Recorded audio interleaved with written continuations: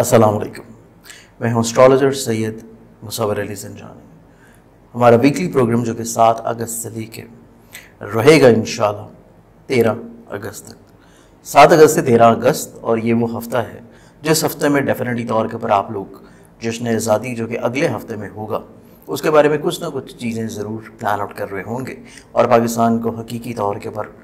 आज़ादी मिल जाने के बाद उस आज़ादी के लिए दुआएं भी कर रहे होंगे जो कि इसको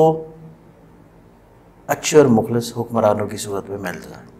तो इस एतबार से दुआएं ज़रूर जारी रखिए। इंशाल्लाह कबूलियत की घड़ियाँ आती हैं और अल्लाह ताला दुआएं कबूल कर लेता है।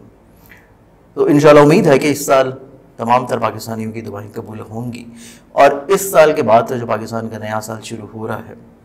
इंशाल्लाह उसके कैलेंडर में पाकिस्तान की चीज़ें काफ़ी हद तक पॉजिटिव सूरत में चेंज होंगी, और आगे आने वाले इलेक्शंस में कोई हमें अच्छा हुक्मरान मिल जाए जो कि हकीकी मायने में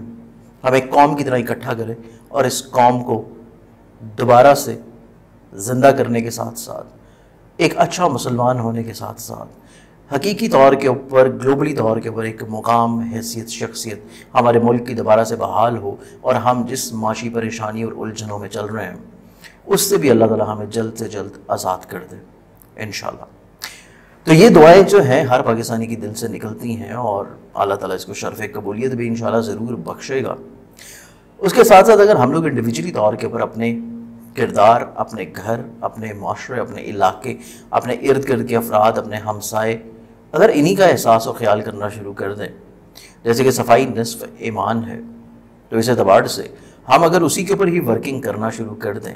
तो थोड़ा थोड़ा हिस्सा हमारा ख़ुद का भी डलना शुरू हो जाएगा। और पाकिस्तान जहाँ पे वैसे ही बहुत खूबसूरत है, नो डाउट उसके नॉर्दर्न एरियाज़ अगर हम लोग जाते हैं तो किसी भी तौर पे जन्नत नज़ीर इलाके हैं वो,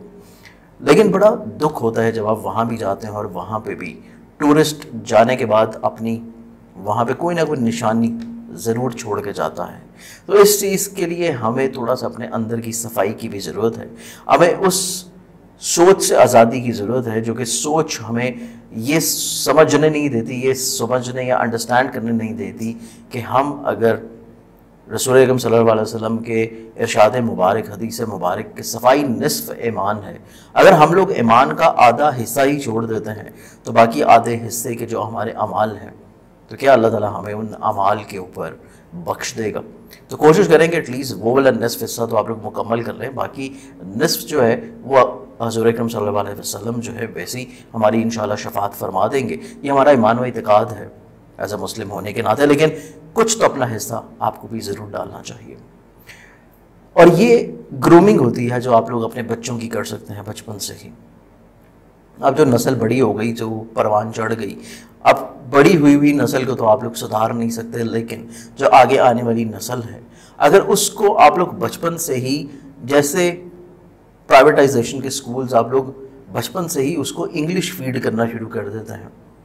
कि पता नहीं इंग्लिश के बगैर जो है आप लोगों का बच्चा शायद दुनिया में सर्वाइव नहीं कर पाएगा, हालांकि ऐसा नहीं होता। तो उसी एतबार से अगर आप उसको बचपन से ही ये फीडिंग करना शुरू कर दें कि बेटा इस निस्फ़ हिस्से को जो है तुम किसी तरह के ऊपर पूरा कर लो, तो तुम्हारी वैसे ही दुनिया में शनाख्त पहचान होना शुरू हो जाएगी, चाहे तुम्हें इंग्लिश आती हो या ना आती हो। लेकिन ये चीज़ हम समझना नहीं चाहते, और समझाने वाले हमें समझाना भी नहीं चाहते,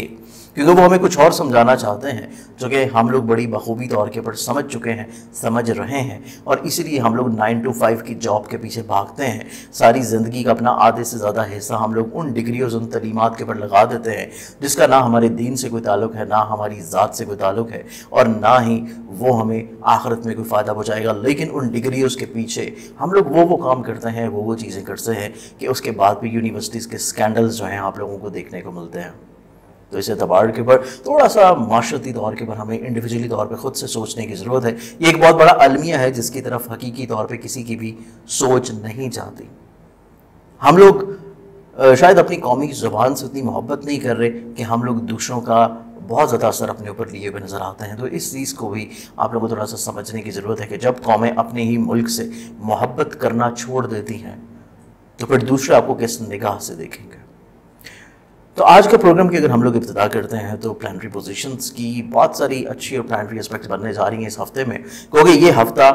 इमाम ज़ैनुल आबिदीन अलैहिस्सलाम की शहादत का भी हफ़्ता है, इसी हफ़्ते में उनकी शहादत भी है। और वो एक वाहिद जो हैं बच जाने वाले एक मेल मर्द जो सैयद सादात हैं वो बच गए थे वाक़या करबला में, क्योंकि माह मुहर्रम के भी अयाम चल रहे हैं और जिस दिन उनकी वफ़ात है उस दिन जनाब फ़िज़्ज़ा अलैहिस्सलाम की भी वफ़ात का दिन है। तो इस एतबार से ये हफ़्ता उनकी शहादत की याद में भी मनाया जाएगा।